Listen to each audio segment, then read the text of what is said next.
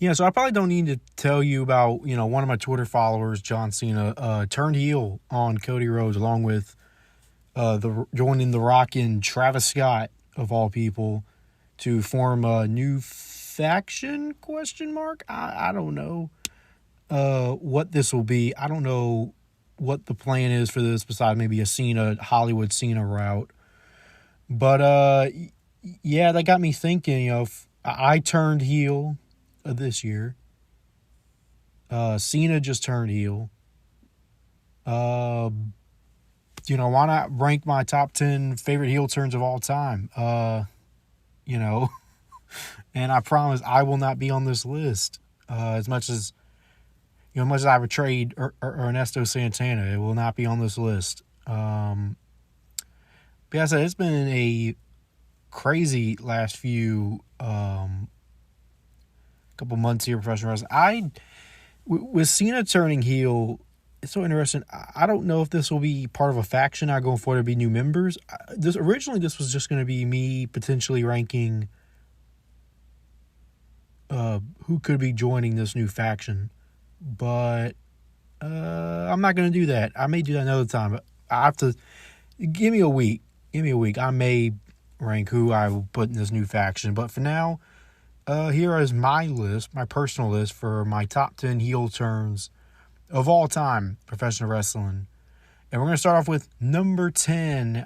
This could have been not on the list, but could have been even higher on this list. It's Roman Reigns' 2020 heel turn at SummerSlam / the whole week after.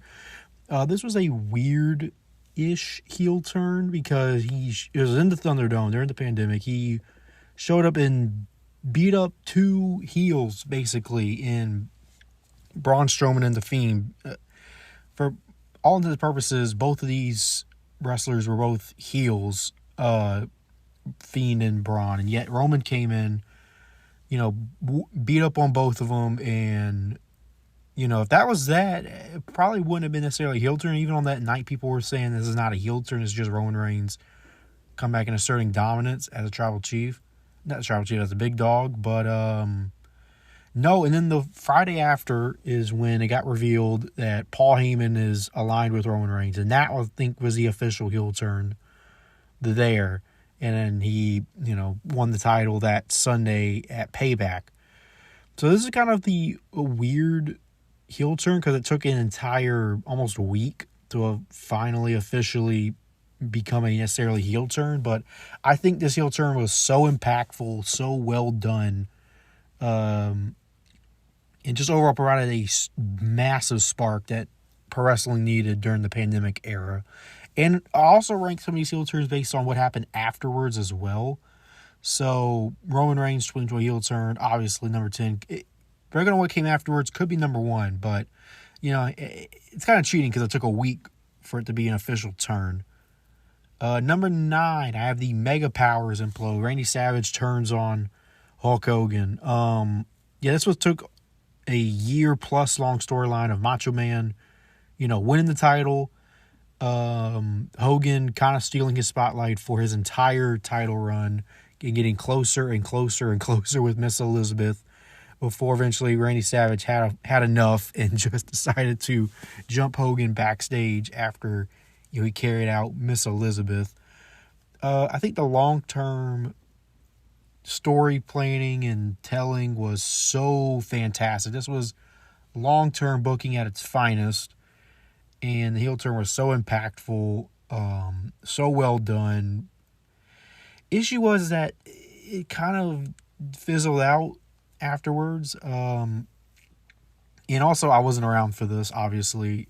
This happened almost 40 years ago, so I didn't get to experience this live, but this was such a masterfully done band. If they managed to, if Hogan didn't Hogan and they went farther along with Macho Man as a heel, I truly think this could have been way higher on this list. But now it's just remembered just for the moment itself and nothing that came afterwards because Hogan just beat Macho Man. So it could have been higher, but Hogan's got a Hogan. Number 8 on this list, I have The Rock's Survivor Series 1998 heel turn. So, if you remember, the WWF Championship was vacant at the time, I think because of our Austin injury, and so they had a one-night-only tournament with, Mankind was going to be the, quote, corporate, back guy, and then Rock had to overcome the odds to beat all these corporate guys to, win the title. And throughout the night, he kept getting luckier and luckier with these matches, but Mankind kept getting grueling and grueling.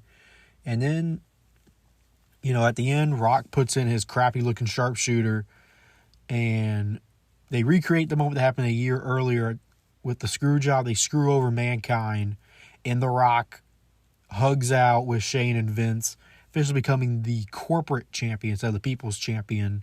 And Rock wins his first WWF championship. And, this moment really solidified The Rock as this, main event type megastar, and the heel wrestler that WWF desperately needed after Shawn Michaels' retirement earlier in the year.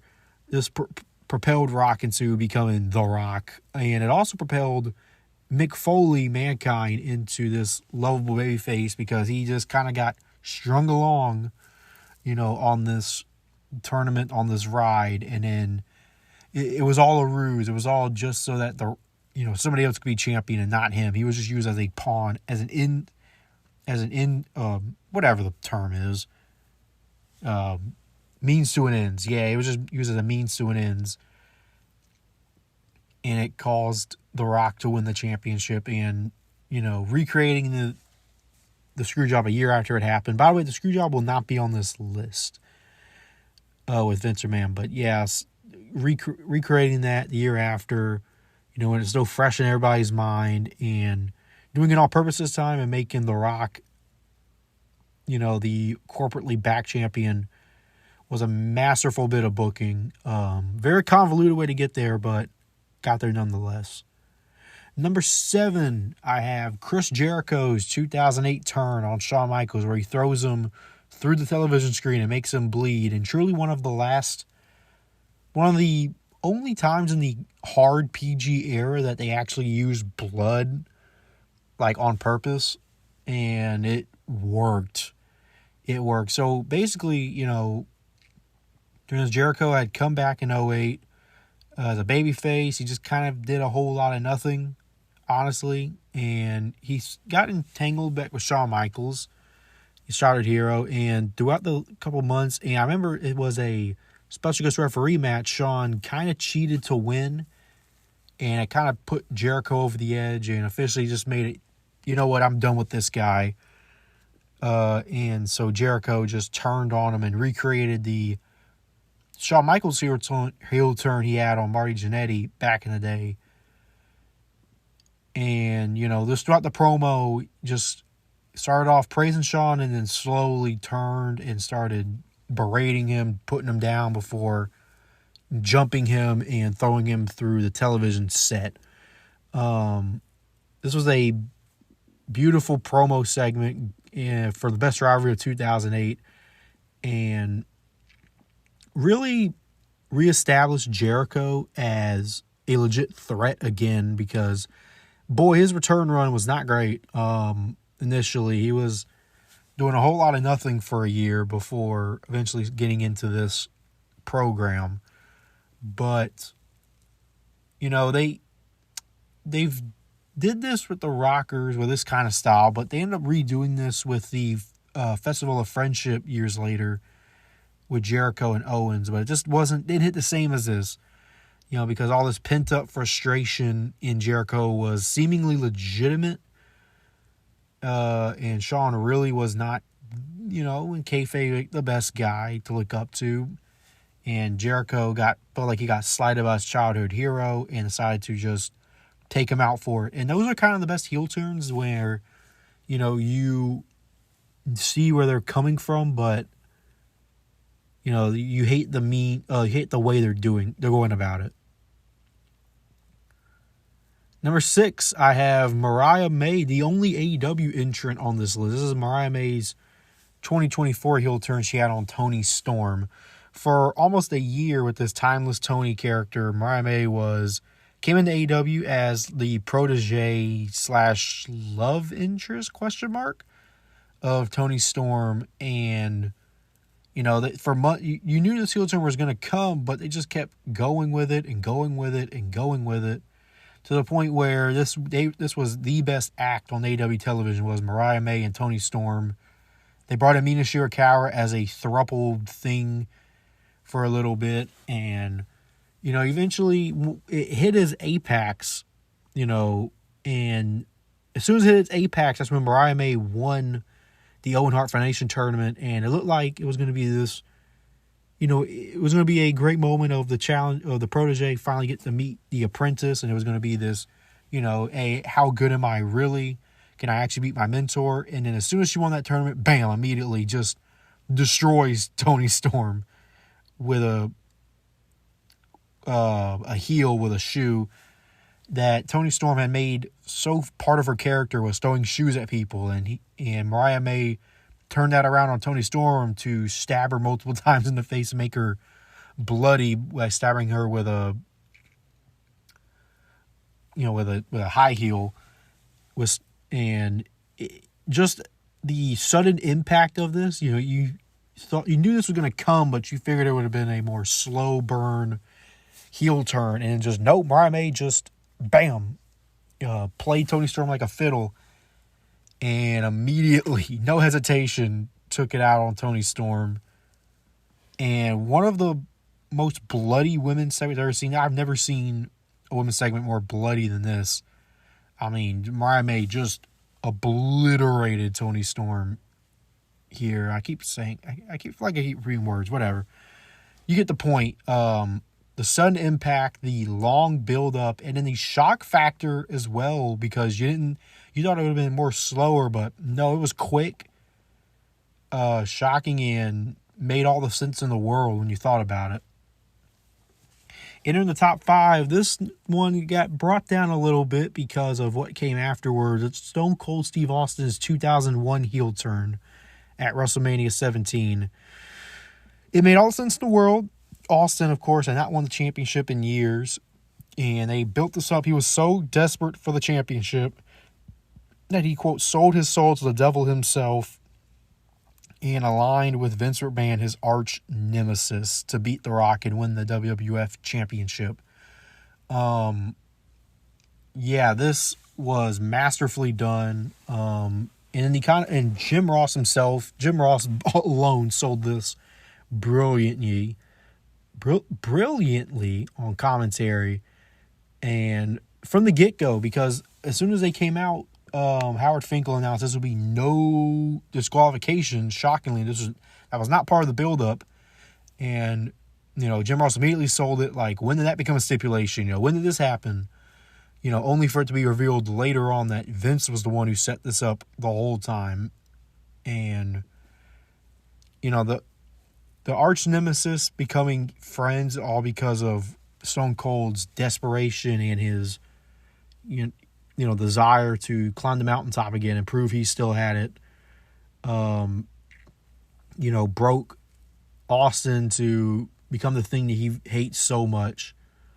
The issue was that the heel run afterwards sucked so bad, and that kind of brings it down this list and may have been responsible for killing the Attitude Era. So, everybody talked about the Austin turn forever, and it's just one of those things that in the moment was great. Everything that came afterwards, crap. Number 4, I have Kevin Owens' NXT turn on Sami Zayn. So Kevin Owens made his debut in NXT on a pay-per-view. I don't remember. I think it was Revolution. And made his debut, won in pretty easy fashion, move on. And, of course, his best friend, everybody knows, Sami Zayn, had that long trip to the NXT Championship, beat Adrian Neville, good feel-good moment. Everybody celebrating. Kevin Owens, who just made his debut earlier in the night, comes out to celebrate with Sami. And as they're walking back up the entranceway, Kevin slams his skull right into the steel and then apologizes on the apron, Sami Zayn, turning heel on the night he debuted in WWE. And, just brilliantly done because, you figured, okay, Kevin Owens is coming in. He's a beloved, indie guy. He's with his best friend now. He just won the belt. It's going to be this great feel-good, Eddie Benoit type of moment. Like, hey, we did it. We climbed the mountaintop.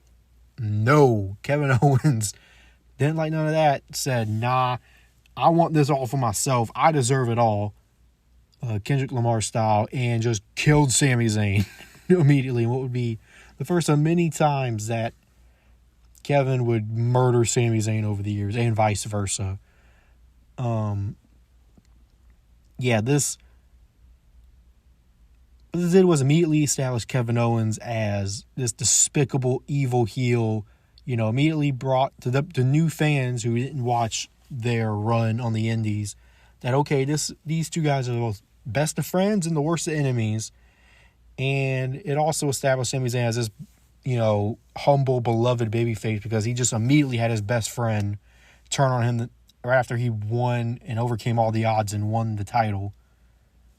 And it also kind of gave a spark to NXT a little bit because, now you immediately have this new threat and you have this, new rivalry that you can build your whole brand around pretty much.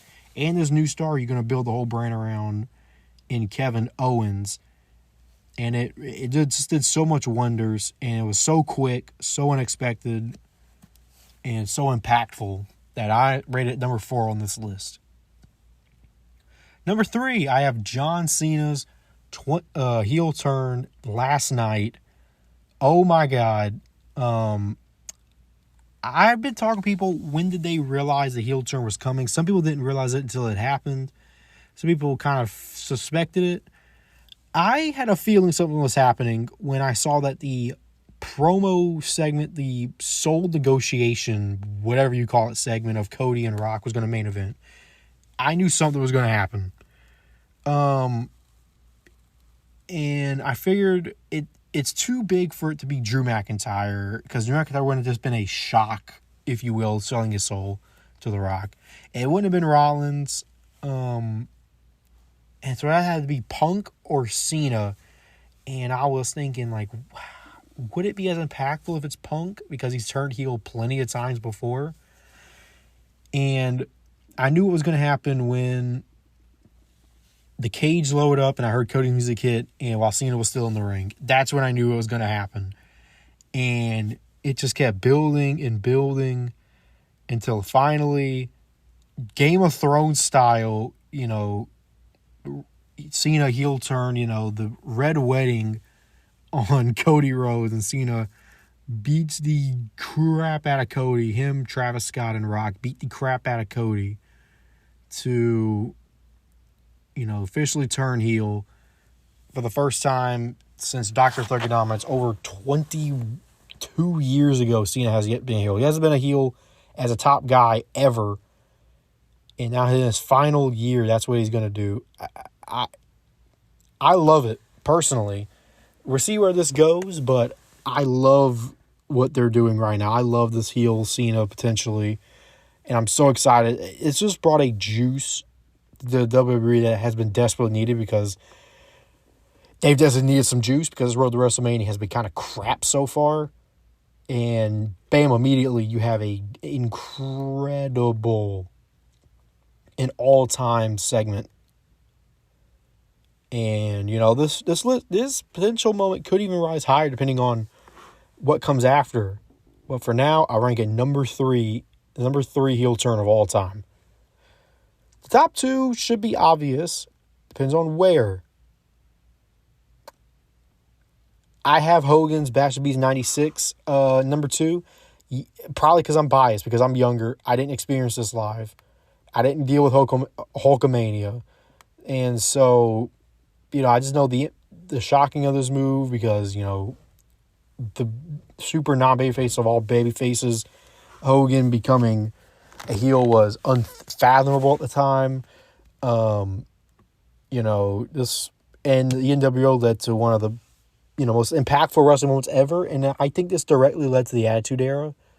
because it made them realize, the WWF realized, oh crap, like we have to do something out the box like this, something super realistic, over the top, edgy, and that led to that. But yeah, this reinvigorated professional wrestling. This may have saved professional wrestling. This for damn sure saved Hogan's career at the time, and brought a new spark to Hogan and moving him up the all-time list, because Hollywood Hogan honestly might be the best version of Hogan ever. And eventually, yeah, the NWO did kill WCW, but it also nearly had him beat WWF. So I don't think I need to get into more of an explanation as to, everybody knows Hogan's 1996 heel turn. That means you all know number one heel turn, because I lived this. I got so emotional as a little kid watching this, as a 9-year-old, I think 11, watching this. Seth Rollins turning on the Shield, the Plan B. Whoo, man! Hey, unless you didn't know, if you were a kid at this time, you were a diehard Shield fan. Everybody loved the Shield at this time, and they had just vanquished Evolution. They were on top of the world. Batista just walked out again. They were killing it. This looked like the group of professional wrestling, the greatest trio maybe ever. And in the night after they beat Evolution for the second time, Triple H and Randy come out.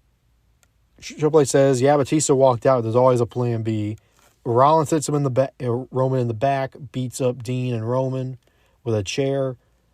And yeah, we go from there. The Authority got a new spark of life thanks to Rollins getting involved. This directly led to, almost every professional storyline across both AEW and WWE has directly stemmed from this moment. Roman Reigns' big dog and Tribal Chief character, you saw it last year, WrestleMania 40. Roman Reigns' hatred of Seth Rollins eventually made him become the Tribal Chief, and it also ended up becoming the reason he lost the championship, was his hatred of Rollins and his unwillingness to forgive him for this moment right here. The year after, it was like the heist of the century with Rollins, and Rollins becoming the main event level talent. And with Dean Ambrose, this eventually led him to becoming an upper mid-card to main event level guy, but then he got, I guess in kayfabe, so fed up with, being second fiddle because of Rollins, he left to join AEW, help create AEW and make it a legitimate brand and a legitimate number 2 option in professional wrestling. So this moment, in theory, created maybe the best character of all time in Roman, created one of the biggest boom periods in wrestling history that we're in right now, thanks to the Tribal Chief and Rollins. It led to the creation, to the pretty much stability of AEW, and the fact that AEW's company is probably thanks to this moment too. I don't think there's much more to say.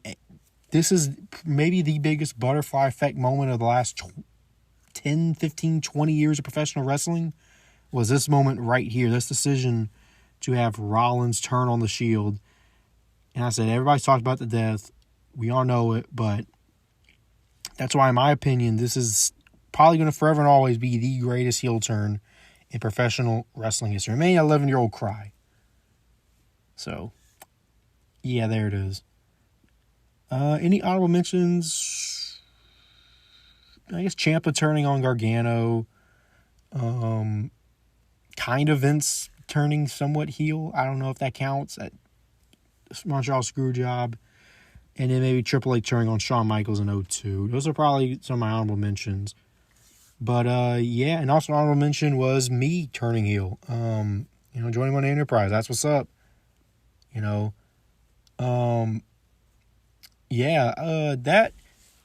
Oh, yeah, done with that list. So, yeah, recap Roman, Mega Powers, Implode, Randy Savage. Rock's 98 heel turn. Jericho's 08 heel turn. Mariah May's 2024 heel turn. Austin's 2001 heel turn. KO's 2014 heel turn. Cena this year. Hogan at Bash at the Beach. And then Rollins on the Shield is my list. But yeah, I guess that's just talk about what's going on. I had this in a while because I've been so busy with Senior Sim. over a week ago, I had a long form project about, and I decided to do it on professional wrestling and kind of do the impact that WID had on that professional wrestling. And I pitched it to the teacher. I was like, oh, well, Sean Legacy, trained at the PCW, just signed. So it's a local guy getting signed. Bam. That was, and I was off and gone there. Spent 2 nights at the PWA. Super fun time. If you're in the South Carolina area, I think Palmetto Wrestling Academy is maybe one of the best places to be. It's one of the best atmospheres to be, and they've proven they can produce top-level talent, top-level stars, and it's only going to improve from there. Ethan was so nice and grateful to let me in. James Johnson gave me a spot too. D'Angelo last semester gave me a spot in as well. And, it's just super cool to kind of have a project like this done. And as well as a hectic week because I kind of, quote unquote, made my official debut as an official member of the roster, official member of Money Enterprise, not as just like an extra in the background. That was super crazy. So I showed up kind of late because I had to help people out in senior sim. And so I kind of rushed up there to get in. And right before the show started, said, hey, we're going to need you on camera. So I said, okay.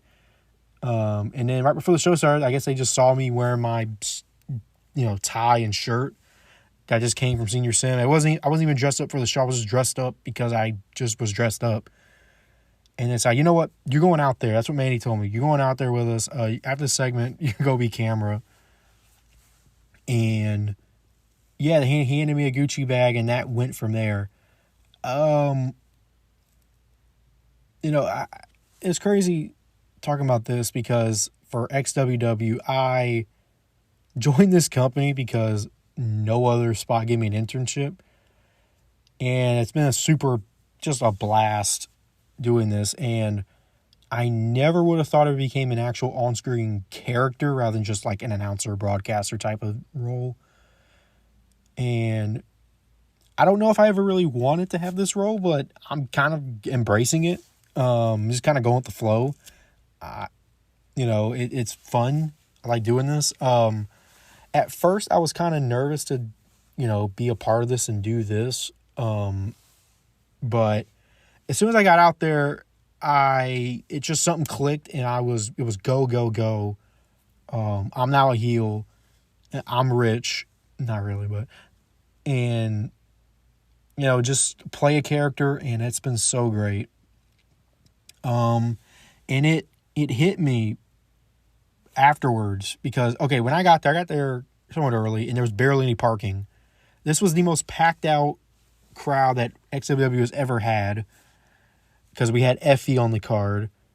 This was a love-hate tragedy, by the way. The week before the show, we figure out Joey Janela won't be available, so we're going to have Effie, GCW champion, defend the GCW belt in the main event. And the place was freaking packed. Largest crowd we ever had. And, it's my debut, I find out. And I'm the first person making their entrance, but that's not the commentator. So I'm the official broadcast for the largest show in this company's history, one of the largest independent shows in, uptown Charlotte history. The first face that you see on the night is your boy, the first person to really make an entrance, and I can't express how grateful I am of that. And I'm also grateful because I brought my camera equipment and tripod because I had that project to do. I wanted to interview Heath Slater. I won't be shy about it because he's, a WWE legend, and I figured he would have been the best person to get for this WID project. And so I wanted to get Heath. He showed up late, left early, and I was kind of in the dumps. And I decided, you know what? Why am I freaking out? Effie is the top independent wrestler on the planet. I'm going to talk to him. And he was so nice and kind. to do it and be fantastic and be so willing to.